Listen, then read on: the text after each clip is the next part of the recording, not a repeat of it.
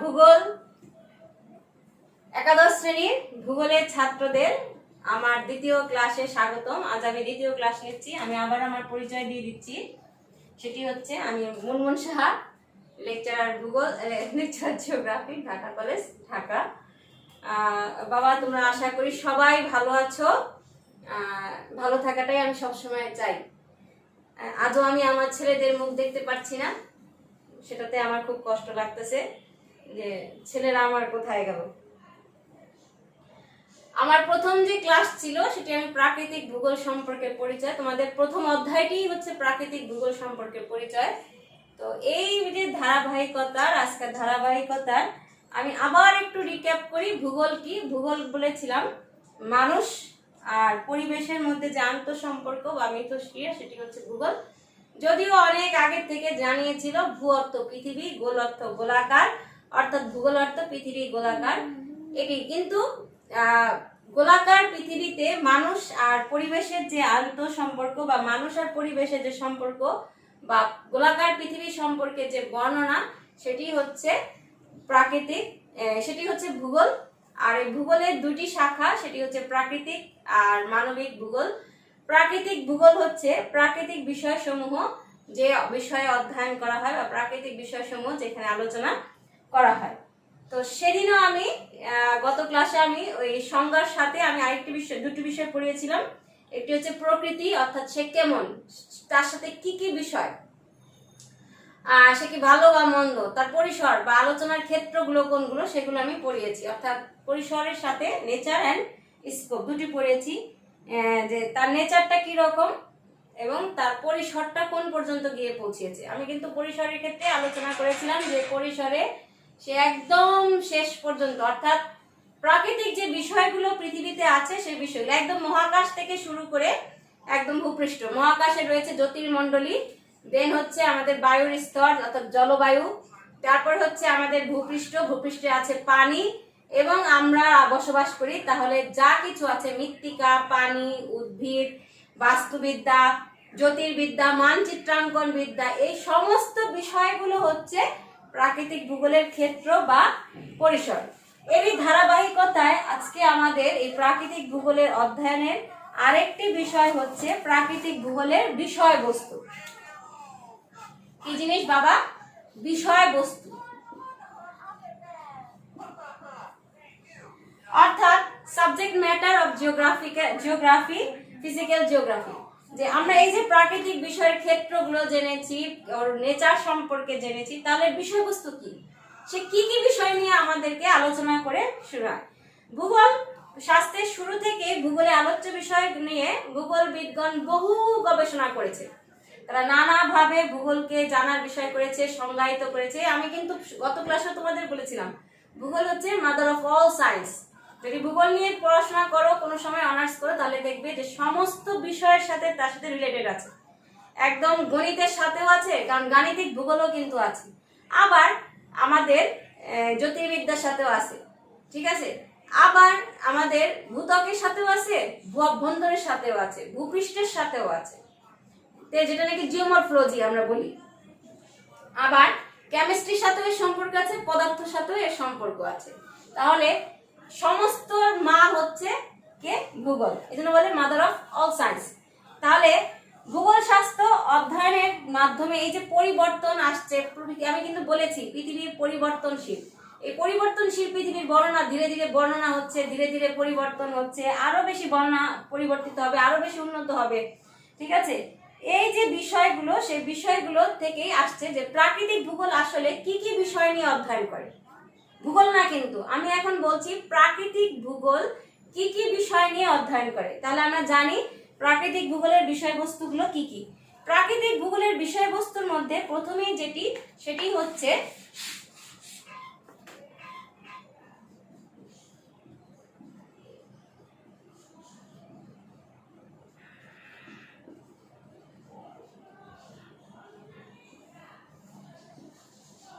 আমরা জেনেছি সে ভূপৃষ্ঠ নিয়ে আলোচনা করে। তাহলে ভূপৃষ্ঠের একটি অংশ হচ্ছে ভূমিরূপ, অর্থাৎ ভূমিরূপ বিদ্যা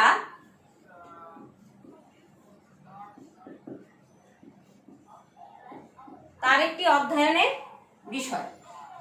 এই ভূমিরূপ বিদ্যায় কি কি বিষয় আলোচনা করা হয়, ঠিক আছে বাবা, সেটা একটু জানি, একটু বুঝি। ভূমিরূপ বিদ্যা অর্থাৎ ভূমির রূপ বিদ্যা। আমরা জানি পৃথিবী পৃষ্ঠে সর্বত্র সমান নয়, আবার সর্বত্রই উঁচু নয়, আবার সর্বত্রই মাঝামাঝি পর্যায়ে নয়। অর্থাৎ পৃথিবী পৃষ্ঠের কোথাও উঁচু, কোথাও নিচু, আবার কোথাও একদম নিচু। অর্থাৎ কোথাও পর্বত আছে, কোথাও মালভূমি আছে, কোথাও সমতল ভূমি আছে। এই যে মালভূমি, সমতল ভূমি, এই যে বিষয়গুলো, সেগুলো আলোচনা করা ভূমিরূপ বিদ্যার একটি অন্তর্গত। তাহলে এটি প্রাকৃতিক ভূগোলের একটা বিষয়,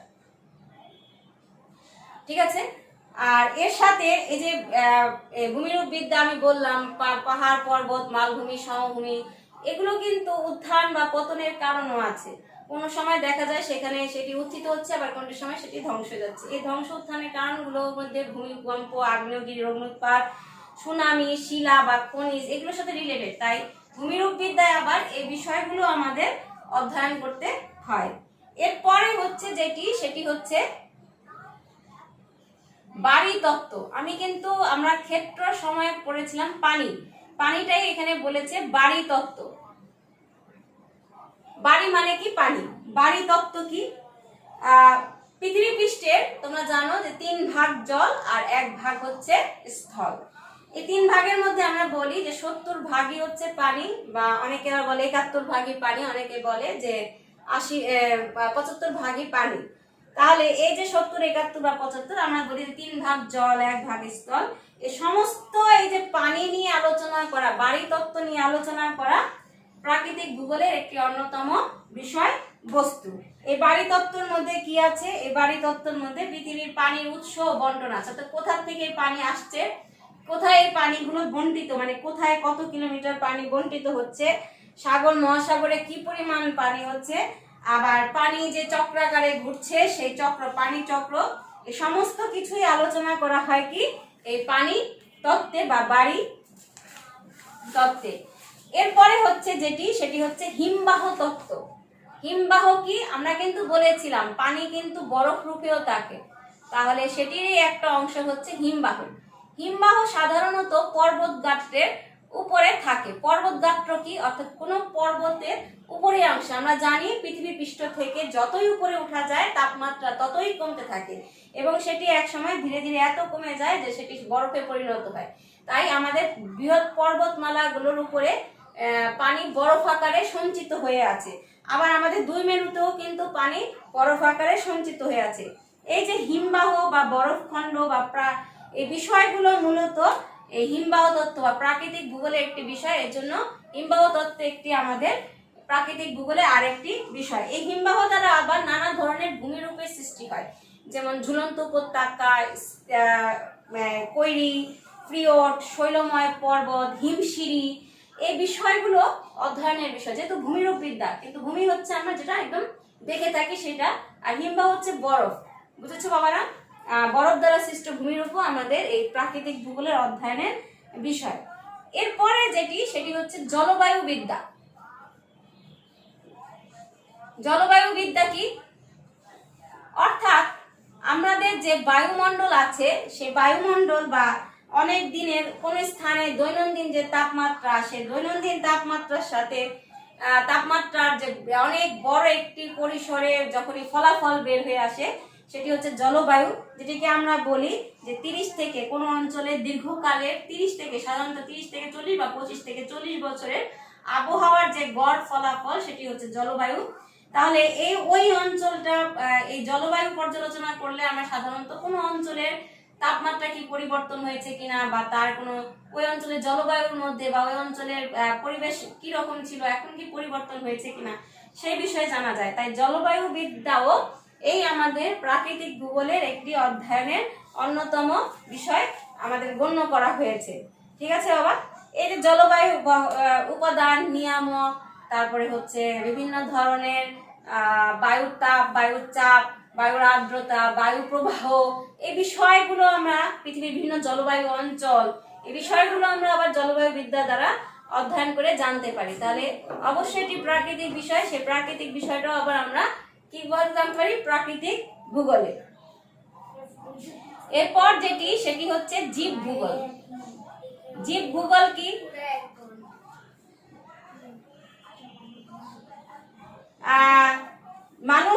পরিবেশ নিয়ে আলোচনা করাই কি জীবমণ্ডল, তাই না? তা আমরা কিন্তু প্রথমেই সংজ্ঞায় বলেছি মানুষ আর পরিবেশের যে আন্তঃসম্পর্ক সেটাই হচ্ছে বাস্তুতন্ত্র বা জীব ভূগোল। আমরা কি বলবো, বায়োলজিতে আমরা কি পড়েছি, উদ্ভিদ আর প্রাণী। তাহলে উদ্ভিদ আর প্রাণী কিন্তু আমাদের এই প্রাকৃতিক বিষয়াবলীর একটি অন্যতম বিষয়, তাই এটা প্রাকৃতিক ভূগোলের একটি অন্যতম অধ্যয়নের বিষয়। ঠিক আছে বাবা, প্রাকৃতিক ভূগোলের এই বিষয়বস্তুর মধ্যে আমরা পৃথিবীর বিভিন্ন দেশের বায়োম সম্পর্কে আলোচনা করব, ইকোসিস্টেম আলোচনা করব, বাস্তু সংস্থান নিয়ে আলোচনা করব, বিভিন্ন চক্রগুলো যেমন নাইট্রোজেন চক্র, অক্সিজেন চক্র, কার্বন চক্র, এই চক্রগুলো নিয়ে আলোচনা করাও জীবভূগোলের। আচ্ছা, এছাড়াও এখানে আমরা আরেকটি বিষয় আলোচনা করব যেটি কিনা আমাদের এখন সবচেয়ে বেশি আলোচনার বিষয়, দূষণ, পরিবেশ দূষণ। এই পরিবেশ দূষণ নিয়েও আমরা জীবভূগোলে আলোচনা করে থাকি। এরপর যেটি সেটি হচ্ছে সমুদ্র বিজ্ঞান। সমুদ্র বিজ্ঞান মূলত হচ্ছে আমাদের যে 5টি বৃহৎ মহাসাগর। তোমরা বলতে পারো বাড়িতত্ত্ব তো সমুদ্র বিজ্ঞান পড়লাম, কারণ 71 ভাগ পানি ওইখানে আছে। বাড়িতত্ত্বে আমরা সমুদ্র বিজ্ঞান পড়েছি, কিন্তু সেখান থেকেও সমুদ্র বিজ্ঞানে আমরা আরো জানবো, সেটি হচ্ছে সমুদ্র স্রোত, বিভিন্ন সমুদ্র তলদেশের সম্পর্কে জ্ঞান, তারপরে হচ্ছে সামুদ্রিক সম্পদ। এই বিষয়গুলো মূলত আমরা সমুদ্র বিজ্ঞানে পড়ে থাকি। ঠিক আছে, বাড়িতত্ত্বে আমরা সমস্ত পানি নিয়ে আলোচনা করি, কিন্তু সমুদ্র বিজ্ঞানে হচ্ছে শুধুমাত্র মহাসাগরগুলো নিয়ে আলোচনা করি। আর এর সাথে আরেকটি বিষয় সম্পর্কিত, সেটি হচ্ছে জোয়ার ভাটা। সমুদ্র বিজ্ঞানে আমরা জোয়ার ভাটা নিয়েও আলোচনা করে থাকি। যেহেতু এটি একটি প্রাকৃতিক বিষয়, তাই এটিও প্রাকৃতিক ভূগোলের একটি অন্যতম বিষয় বস্তু। ঠিক আছে বাবা, এরপরে হচ্ছে যেটি সেটি হচ্ছে কি উপকূলীয় ভূগোল।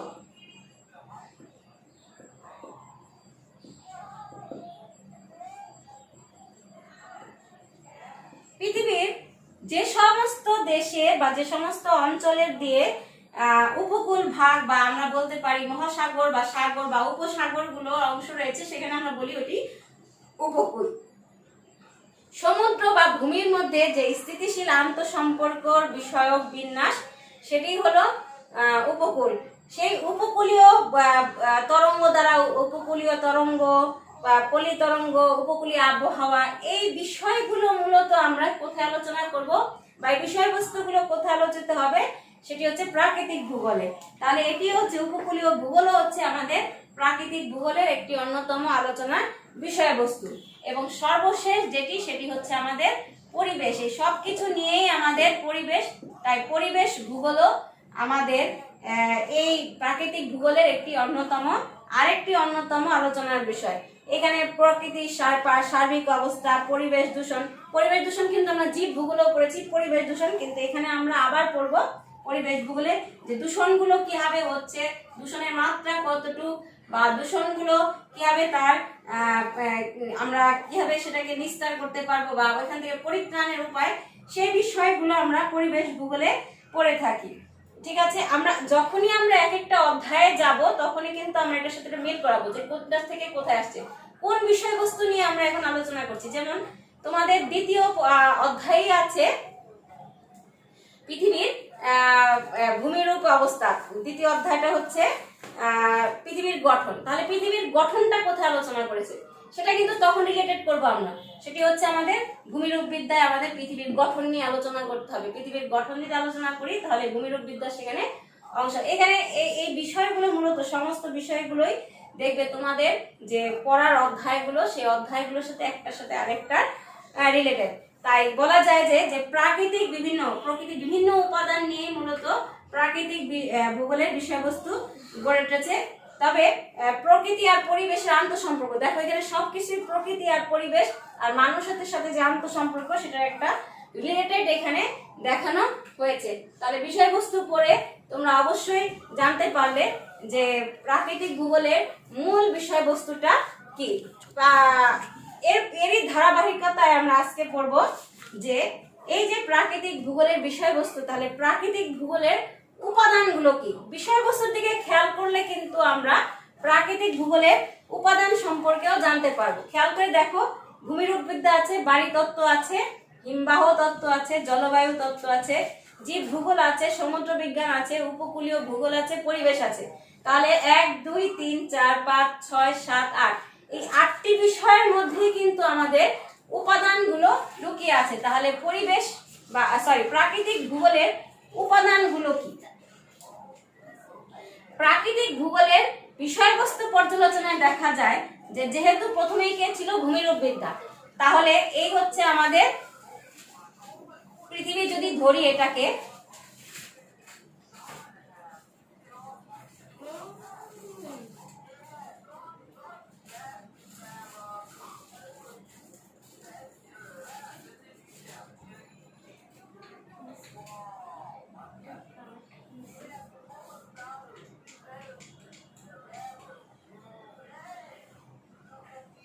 তাহলে এটা হচ্ছে পৃথিবীর পৃষ্ঠ।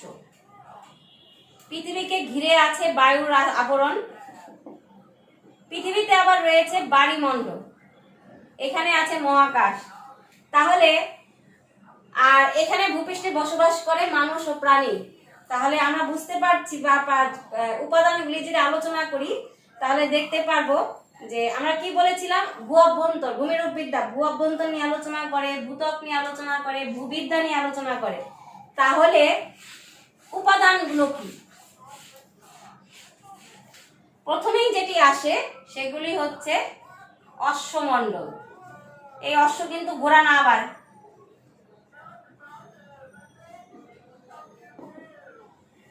অর্থাৎ পৃথিবীর ভূপৃষ্ঠের উপরিভাগ। উপরিভাগে আমরা কি পড়ছি? পৃথিবীর গঠন পড়তে হলে ভূ অভ্যন্তর জানতে হবে।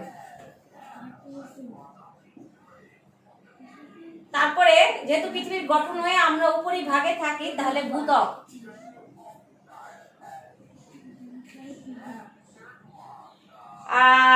এই যে একটু আগে পড়লাম ভূমিরূপ, রূপ পড়লে কি হবে? সেখানে ভূপ্রক্রিয়া।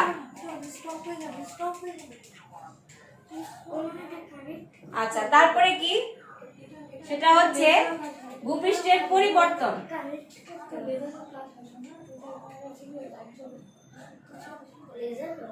ভূপৃষ্ঠের পরিবর্তন, এই পরিবর্তনের মধ্যে আবার আছে ধীর ও আকস্মিক, অর্থাৎ ধীরে ধীরে হচ্ছে, হঠাৎ হচ্ছে। ঠিক আছে। তারপরে আবার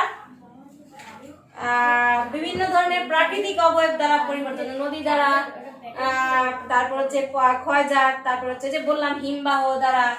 তাহলে অশ্বমণ্ডল আমাদের একটি অধ্যয়নের প্রাকৃতিক ভূগোলের একটি উপাদান, এবং এর সাথে সম্পর্কিত যে বিষয়গুলো সেগুলো হচ্ছে এটির সাথে এটির উপাদান, অশ্বমণ্ডলের উপাদান। 2 হচ্ছে বায়ুমণ্ডল। আমি বলেছিলাম পৃথিবীকে বেষ্টন করে আছে বায়ু রাশি, তাহলে অবশ্যই বায়ুমণ্ডল আমার অধ্যয়নের বিষয়। তাহলে আমরা বায়ুমণ্ডলের সাথে রিলেটেড কি কি বলবো? যেমন জলবায়ুবিদ্যা, আবহাওয়াবিদ্যা কিন্তু আমাদের ক্ষেত্র বা পরিসর, তাই না? তাহলে বায়ুমণ্ডলের সাথে রিলেটেড কি কি হতে পারে? প্রথমেই সেটি হচ্ছে বায়ুর কি উপাদান। তারপরে কি বাবা বলতে পারো? সেটি হচ্ছে স্তর, বায়ুর স্তর। তারপরে হচ্ছে বায়ুর আবহাওয়া, জলবায়ু।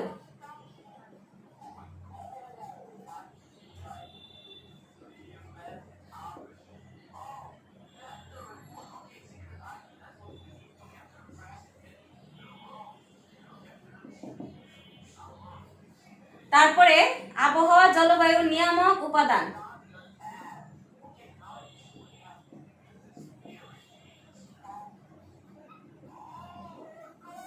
আবহাওয়া, জলবায়ুর উপাদান ও নিয়ামক। তারপরে কে? বিভিন্ন ধরনের, আমি কিন্তু বলেছি এক এক অঞ্চলের আবহাওয়া বা জলবায়ু ভিন্ন ধরনের। আবহাওয়া বা জলবায়ুর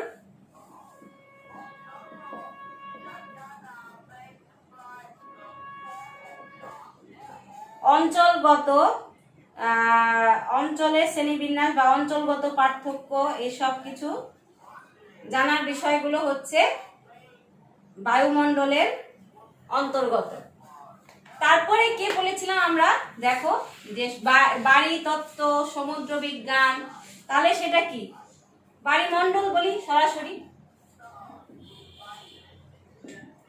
তাহলে বাড়িমণ্ডলের আবার কি কি বিষয় আমরা জানবো? বাড়িমণ্ডলের বিষয়গুলো হচ্ছে আমরা আগেই বলছি, যেহেতু সমুদ্রবিদ্যা একটি অধ্যয়নের বিষয়, তাহলে মহাসাগর, মহাসাগর, সাগর, সেগুলোর আয়তন, গভীরতা, জোয়ার ভাটা, মহাসাগর গুলোর স্রোত, মহাসাগরের তলদেশ,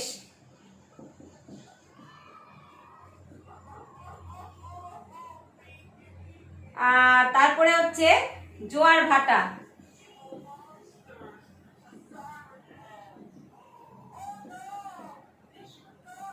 আবার এর সাথে আরেকটি বিষয় হচ্ছে পৃথিবীর পানির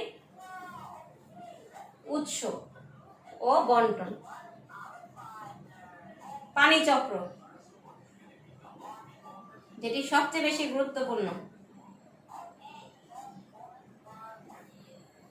তাহলে বুঝতে পারছো যে বাড়িমণ্ডলের আবার উপাদান আছে। তাহলে আমাদের প্রাকৃতিক ভূগোলের মূল উপাদানই হচ্ছে তিনটি। একটি হচ্ছে অশ্বমণ্ডল, আরেকটি হচ্ছে আমরা কি বলতে পারি বায়ুমণ্ডল, আরেকটি হচ্ছে বাড়িমণ্ডল। এরই পরিপ্রেক্ষিতে আরেকটি সেটি হচ্ছে জীবমণ্ডল। খেয়াল করে দেখো, এই বায়ু, পানি, বাড়িমণ্ডল কে ভোগ করার জন্য বা উপভোগ করার জন্য কাকে পাঠানো হয়েছে? মানুষ বা বিভিন্ন ধরনের প্রাণীদের। তাহলে সেইরই পরিপ্রেক্ষিতে আমাদের আরেকটি বিষয় হচ্ছে বা উপাদান হচ্ছে জীবমণ্ডল। তাহলে প্রাকৃতিক ভূগোলের আরেকটি উপাদান হচ্ছে জীবমণ্ডল। জীবমণ্ডলে আমরা মূলত প্রাণী আর উদ্ভিদ এই সব কিছু নিয়েই আলোচনা করে থাকি।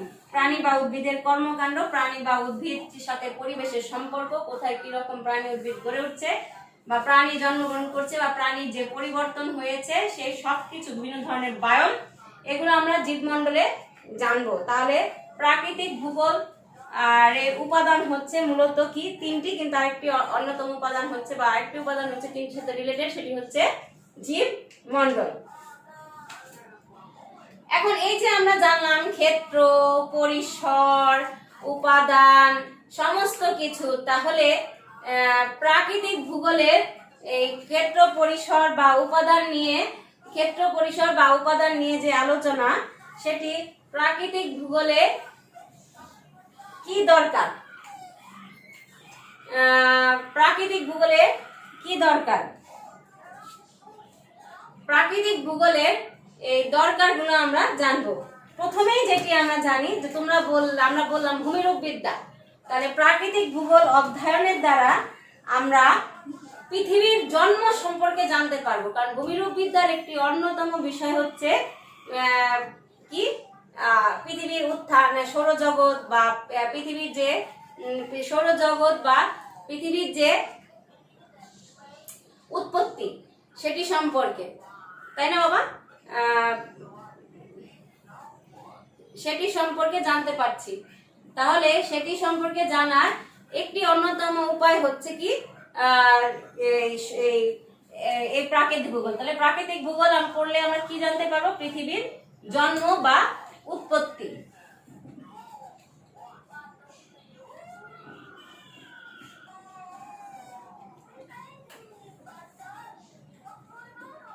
দুই, প্রাকৃতিক ভূগোল অধ্যয়ন দ্বারা আমরা ভূমিরূপ সম্পর্কে জ্ঞান লাভ করতে পারি। অর্থাৎ ভূমিটি কি রকম, পৃথিবীর এই উপরিভাগের ভূমিরূপ সম্পর্কে জ্ঞান লাভ করতে পারি আমরা প্রাকৃতিক ভূগোল অধ্যয়ন দ্বারা। সেটি কি পাহাড় পর্বত, ওই অঞ্চলটি পাহাড় পর্বতের অন্তর্গত, নাকি ওই অঞ্চলটি কোনো প্রাকৃতিক শক্তি দ্বারা পরিবর্তিত হচ্ছে, এই রকম।